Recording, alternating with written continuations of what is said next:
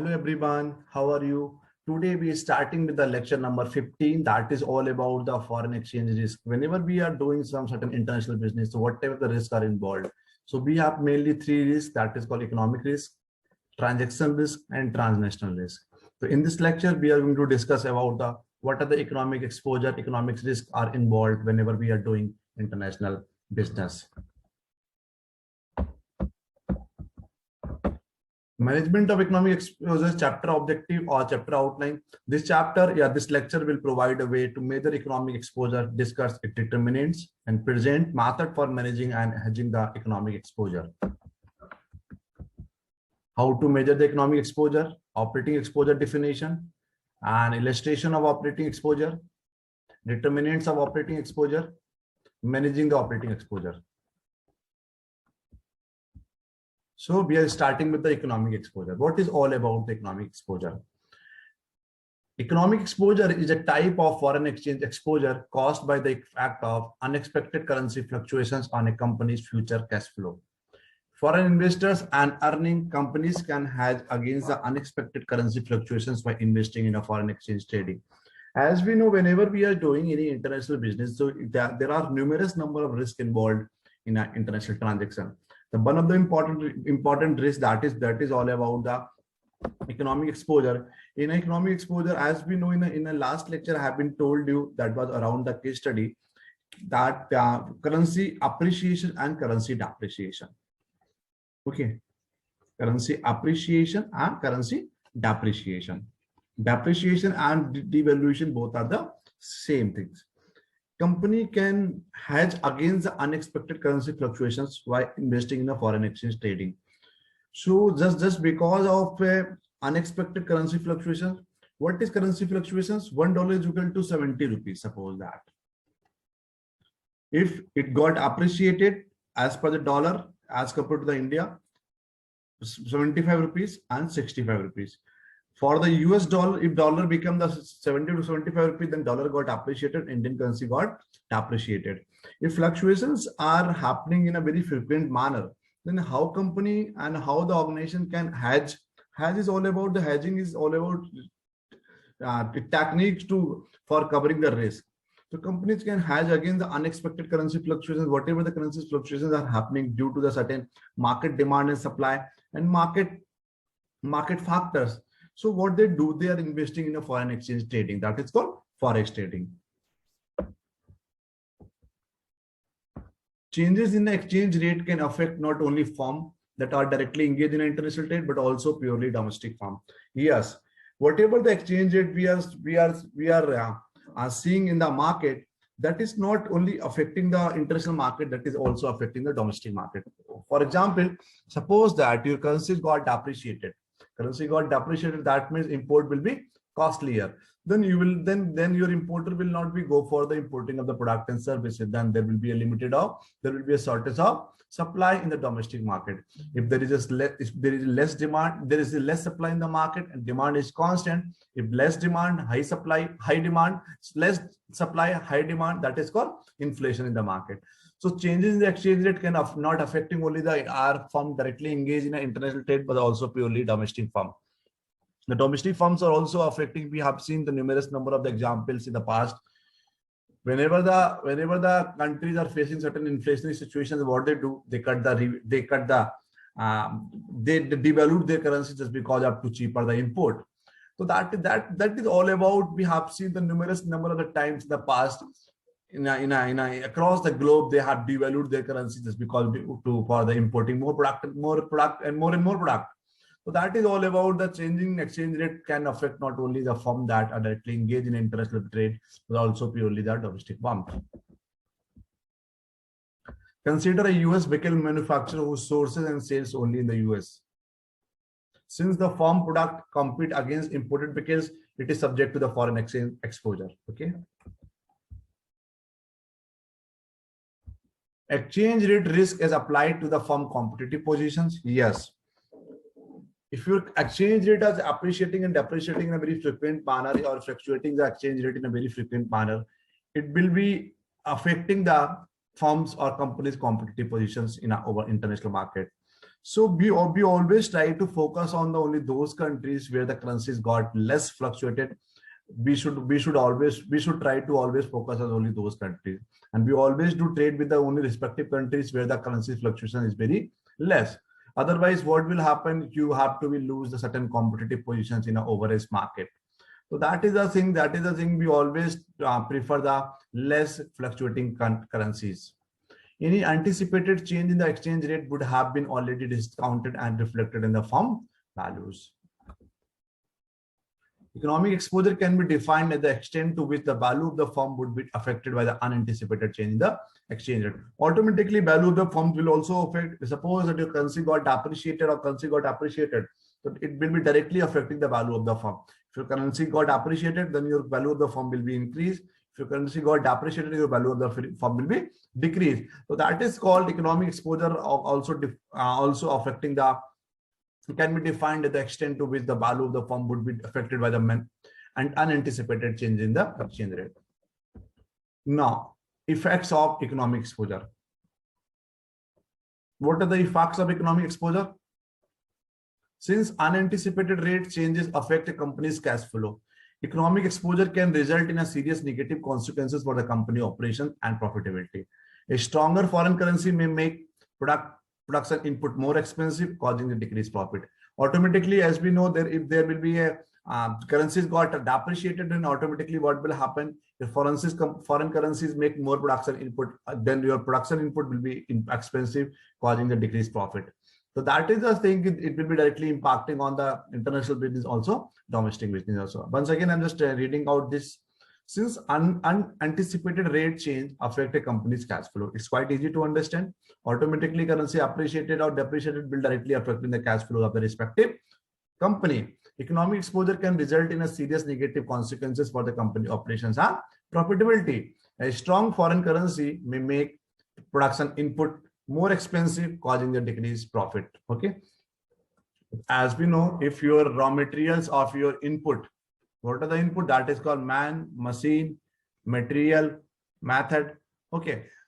Automatically, if your machine will be costly or raw material will be costly, then automatically, if your input cost is increasing, so automatically what will be happen? Your output cost, yeah, your final product cost will also increase. Yeah. In other words, we can say your profit will be decrease. Furthermore, economic exposure can undermine the company's competitive position. For example, if the local currency strengthens, local manufacturer will face more intense competition from foreign manufacturer whose product will become cheaper. Yes, it's quite easy to understand. If your currencies got appreciated, your current local currency strengthened, then what will happen? Your local manufacturer will face the more intense competition in the domestic market as compared to the foreign manufacturer, because their product will become cheaper. I'm just giving an example. If suppose that $1 is equal to 50 rupees. Okay. You are importing, or if your currency got depreciated, that is called $1 is equal to 60 INR. Currency got appreciated, that is called $1 is equal to 40 INR. If suppose that you are importing this particular marker from the US, that cost is around $10. Earlier, you just need to make the 500 rupees. If your currency got depreciated, then you just need to make the payment of 600. If your currency got appreciated, then you just need to make the payment of 400 rupees. 40 into 10, 400 rupees. Then foreign manufacturer whose product will become cheaper. So that is the thing. Key economic exposure can undermine the company's competitive positions in the international market and the domestic market also. For example, if the local currency strengthens, local manufacturer will face more intense competition from foreign manufacturer. All those domestic players are running in the market, they will have more intense competition, because foreign manufacturer whose product will become cheaper once currencies got appreciated. I've given the example. I hope you must have understood what I've told you. Now, mitigation of economic exposure.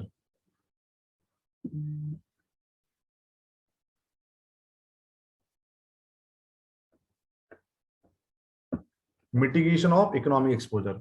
There are two main strategies to mitigate the economic exposure: operational and currency risk mitigation. Mitigation means how will you remove the risk of economic exposure. First is operational strategy. Operational strategies aiming to adjust or change the currency's company operations to prevent the possible risk associated with the future currency fluctuations. The operation mitigation strategy may involve the following steps: diversification of product facilities and market of product, the expansion of operating facilities, sales to mixture of products.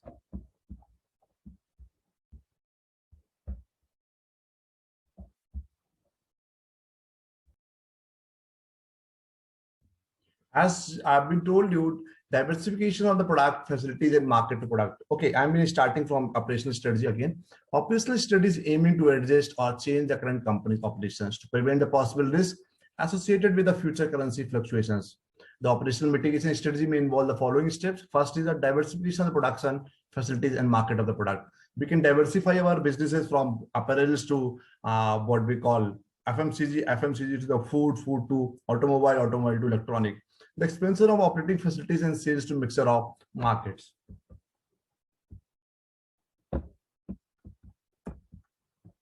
Second is sourcing flexibility. A company consider the acquisition of its key input from different regions.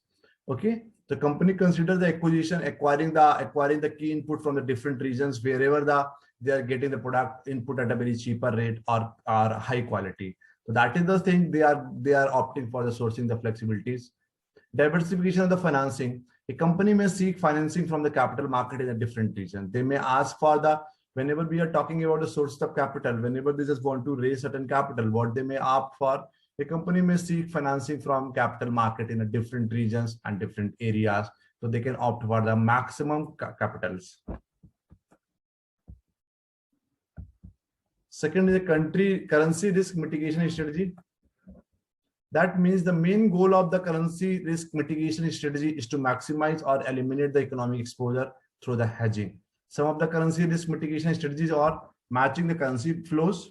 That is all about a company matches the foreign currency outflow with the foreign currencies inflow. How much foreign currencies are coming and how much foreign currencies are going. So what actually we have to do, we are matching the currencies flow from the inflows and the outflows. How much you are getting the dollar, how much you are giving the dollar, how much in respect with reference to all the currencies, we can match it out with the dollar to dollar, yen to yen, pound to pound, euro to euro. So that is all about the matching the currency flows. Secondly, the currency risk sharing agreement. A company entered into a currency risk sharing agreement with its supplier customer. According to this agreement, the sale purchase contract is executed at a predetermined price. Thus, both parties share the potential currency risk. Okay, the company entered into a currency risk sharing agreement with supplier because everyone has to face a certain risk of the currency. So what they do, they can ask for the certain agreement between the supplier, manufacturer, supplier, customer, supplier, retailer, supplier, wholesaler. So what they can do, a company entered into a currency risk sharing agreement with supplier, customer. According to this agreement, the sale purchase contract is executed at a predetermined price. Predetermined price means, if suppose that you are making the contract on the 15th of June 2021, suppose that, what they can do, whatever the prices, whatever the prevailing prices is going on in the market, you can fix the agreement on that particular price. Suppose that $1 is equal to 72 rupees going on, so you can fix the price as of now. It will not be matter whether the price will be up to 78 rupees, 79 rupees after 90 days or after 180 days. That will not be matter. So if suppose that once you have sales and purchase contract is executed at a predetermined price, then that will be your final order. Thus both parties share the potential currency risk.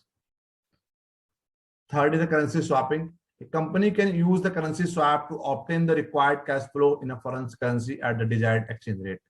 The counterparties will exchange the interest and principals in one currency for the same in another currency at a fixed date until the maturity of the swap. A company can use the currency swapping whenever we are currencies swapping from one country's currency to the another country's currency to obtain the required cash flows in a foreign currency at the desired exchange rate. The counterparties will exchange the interest and principals in a one currency for the same in another currency at a fixed date until the maturity of the swap. Operational strategy. Diversification of the production facility, that is all we have been told in the past two slides. Diversification of production facilities and market of product. sourcing the flexibilities, and diversification of the financing. What they can do here in currency rate risk mitigation, matching the currency flows, currency risk sharing agreement, currency swapping. You can take it out the screenshot or you can note down. I'm just giving the 1 minute to note down this particular slide.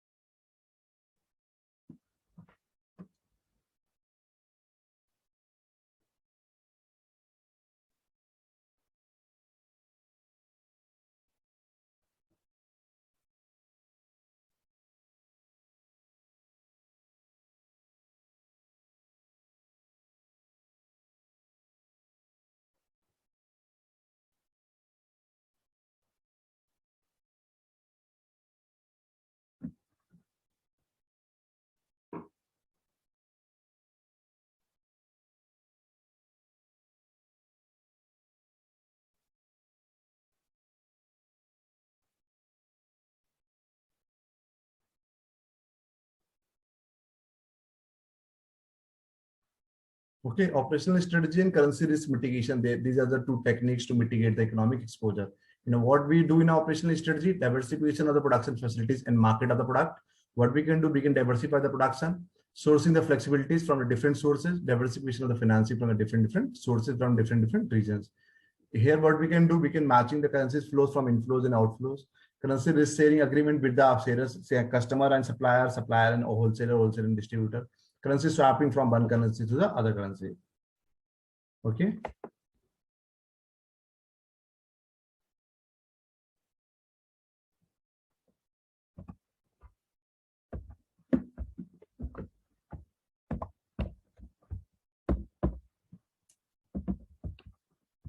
Now, how to measure economic exposure?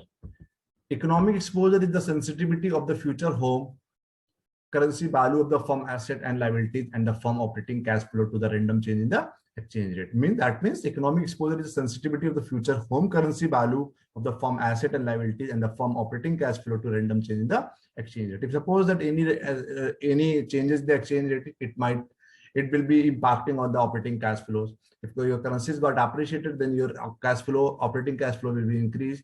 If your currencies got depreciated, your cash flow will be decreased. So that is all about your firm asset and liabilities and all the firm operating cash flows to the randomly change in depending on the fluctuating in the exchange rate. There exist statistical measures of sensitivity. Sensitivity of the future home currencies value of the firm asset and liabilities to random change in exchange rate. Sensitivity of the firm operating cash flow to the random change in the exchange rate. Now this is all about the process.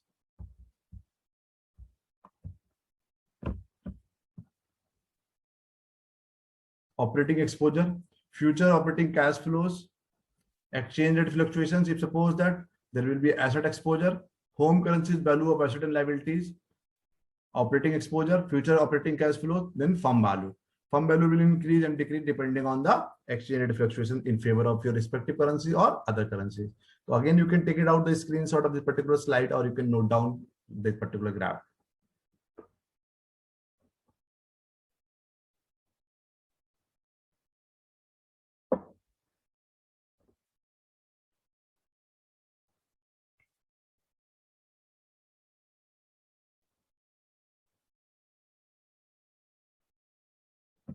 Channels of economic exposure, that means how actually we are channelizing the economic exposure from operating exposure to the asset exposure. Because this is all about happening our economic exposure or transaction exposure, transnational exposure, that all is happening just because of exchange rate fluctuations. If your exchange rate is stable, then it might not any exposure, any type of exposure. So home currencies value of asset and liabilities, future operating cash flows, firms values, operating exposure, asset exposure, that is all happening just because of exchange rate fluctuations. Okay. Now, how to measure the economic exposure? If a US MNC were to run a regression on the dollar value P of the British asset on the dollar pound exchange rate, so as upon dollar upon pound, the regression would be of the, so that is all your y plus a, y is equal to a plus bx. So here P is equal to A plus B into S plus E, where A is the regression constant. What is A? Regression constant.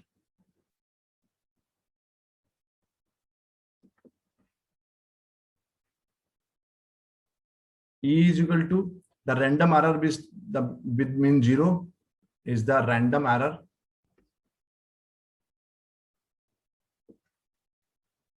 Random error term with mean 0.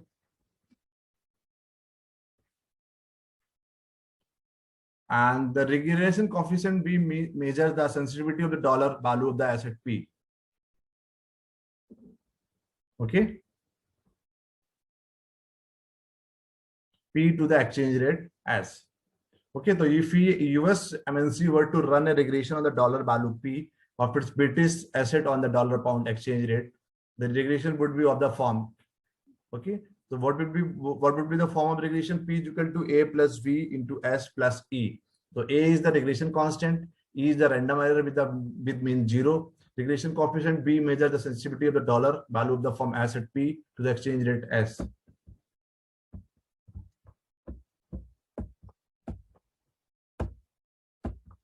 So the exposure coefficient B is defined as follows. B is equal to covariance PS upon variance S. Please note down this formula, where covariance PS is the covariance between the dollar value of the asset and the exchange rate, and variance S is the variance of the exchange rate. Please note down this particular thing, where covariance PS is the covariance between dollar value of asset and the exchange rate. Dollar value of the asset, dollar value of the asset and the exchange rate, and the foreign exchange rate. And variance S is the variance of the exchange rate. What will be the variance? That is called as variance of the exchange rate.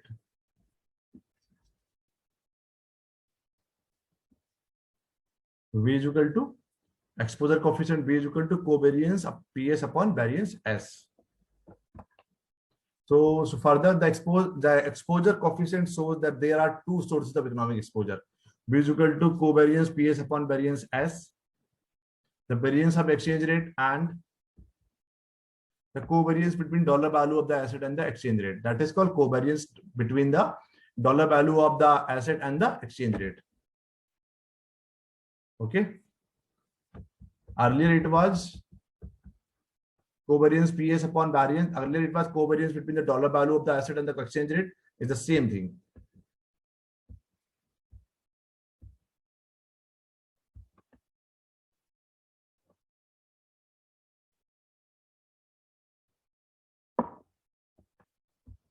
Example.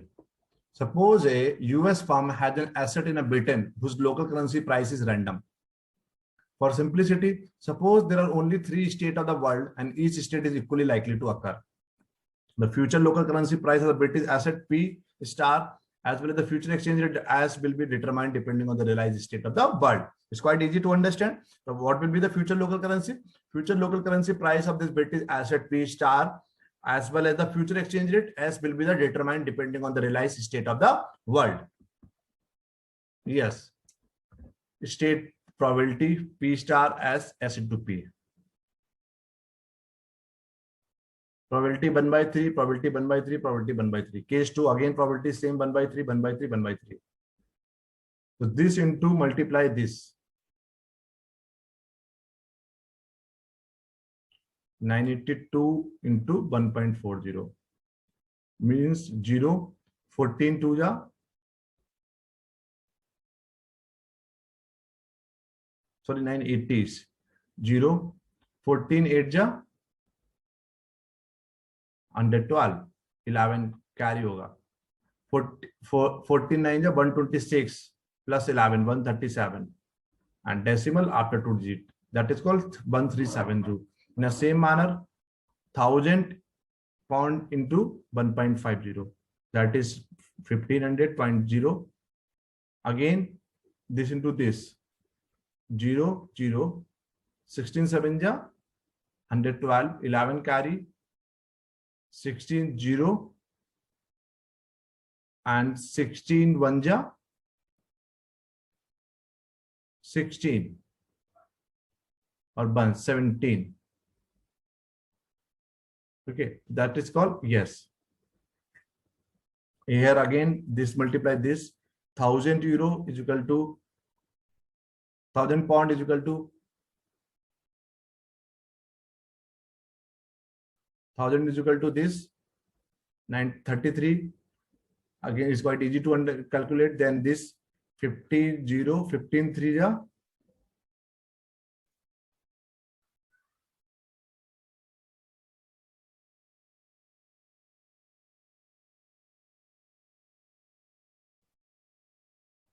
It's almost same in all this condition. Okay, here again same. That is an example of the probability 1, probability 2, probability 3 in a case 1, case 2, case 3. Then case 1. In case 1, the local currency price of the asset and the exchange rate are positively correlated. This gives rise to substantial exchange rate risk. In a case 2, in case 2, the local currency price of the asset and the exchange rate are negatively correlated. The ameliorates the exchange rate risk substantially completely in this example. If we'll talk about the case 3, in case 3, the local currency price of the asset is fixed at 1,000. The contractual exposure can be completely hedged. Now, further we are moving towards operating exposure definition. The effect of random change in exchange rate on the firm's competitive position, which is not readily measurable. The effect of random change in exchange rate, suppose that any randomly change in the exchange rate on a firm competitive position, which is not in a normal cases, which is not measurable.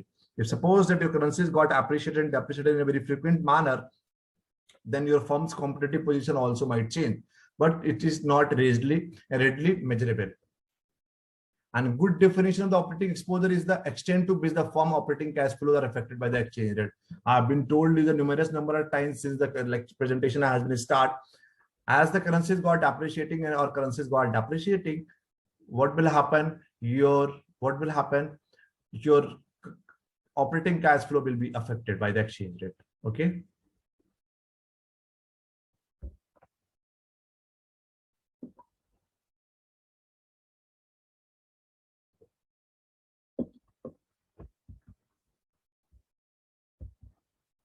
An illustration of operating exposure. Recently, there was enormous shortage in the shipping market from Asia due to the Asian currency crisis. As we know what happened back in 1998, it was an Asian financial crisis. So Asian currencies crisis was facing by the Asian countries. The affected not only the shipping companies which enjoyed boom times, but also retailers who experienced increased cost and delays. Note that exposure for the retailer has two components. The competitive effect, that is called difficulties and increase the cost of shipping, but they were not able to increase the cost of shipping. But the currencies got appreciated. What was happening? They were facing certain losses. The conversion effect, lower dollar prices of import due to the foreign currency exchange rate depreciation.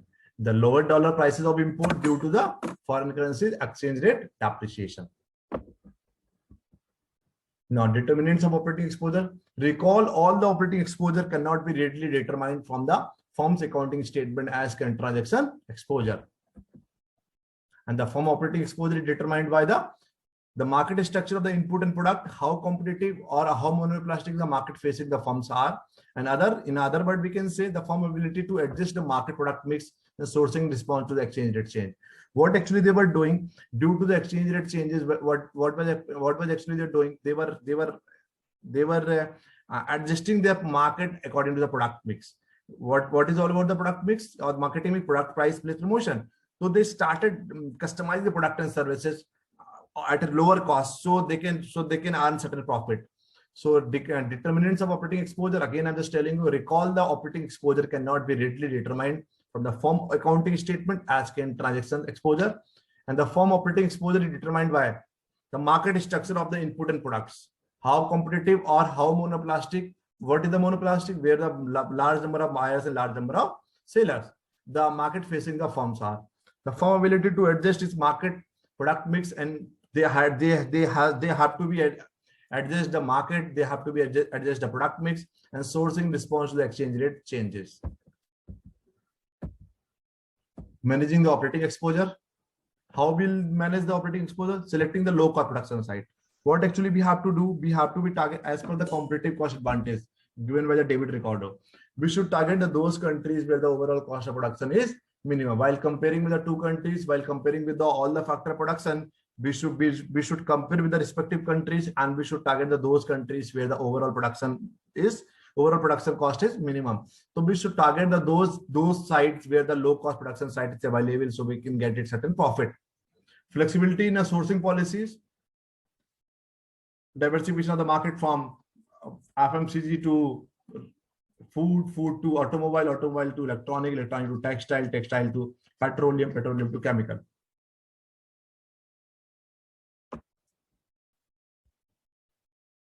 R&D and product differentiation. We should more focus on the research and development. If suppose that if you're doing the more research and development, then automatically what will happen?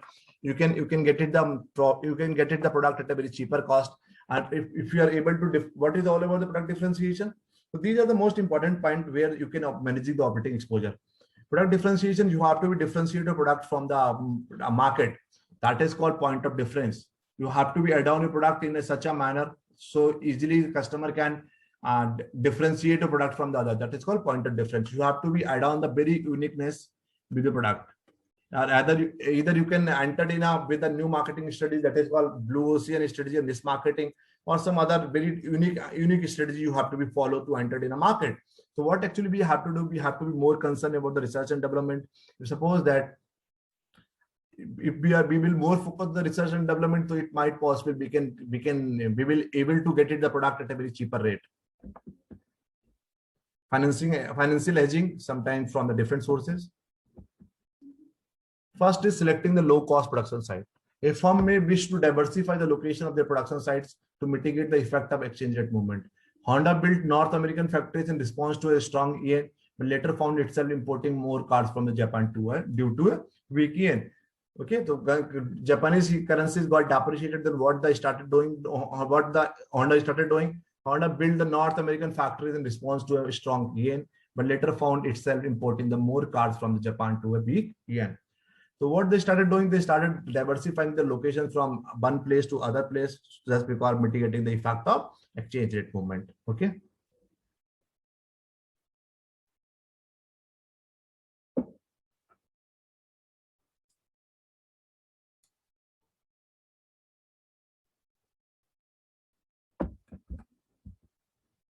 Second is the flexible sourcing policy. Sourcing doesn't apply only to the component, but also to the guest workers. Sourcing is not all about the raw materials we are talking about. Sourcing is all about, if suppose that if we are talking about the labor, we can source the labor from the different places where the labor cost is very minimum. So sourcing doesn't apply only to the component, but also to the guest workers. We can import as per the Hexagon theory, HO theory of the international business. While comparing with the two countries, one country will become the capital intensive, other country will become the labor intensive. If importing of the labor is cheaper, then we should do the production in our respective country. What do we can say? We can compare with the across the globe, and where the overall cost of product labor is minimum, we should importing of the labor from those respective countries.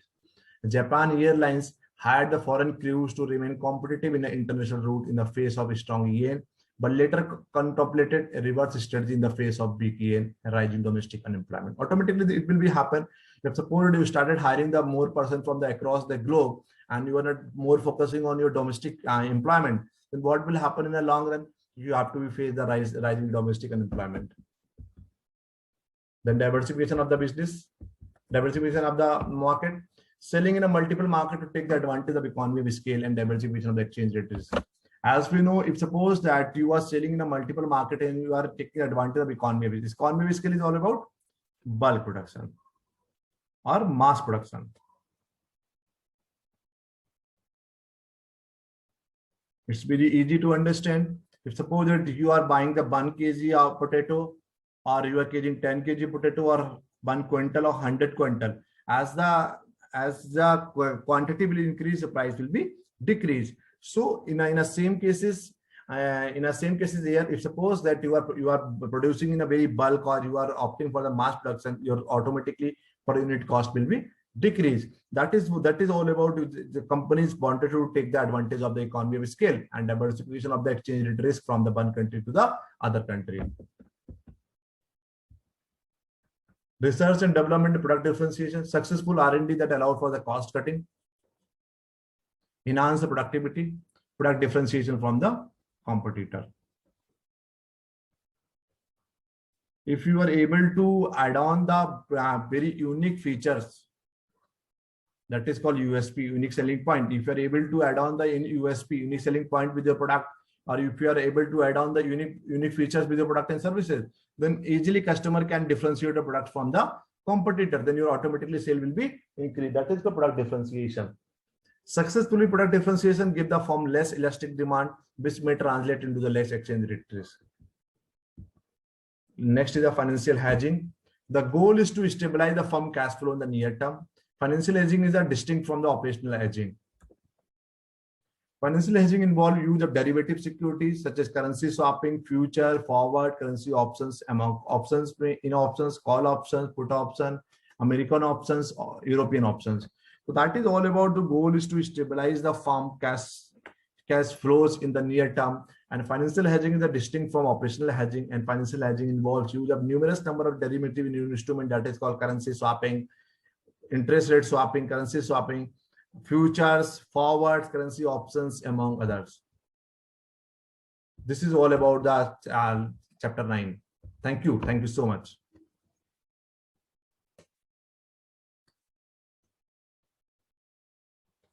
This is all about the lecture number 15. Thank you. Thank you so much.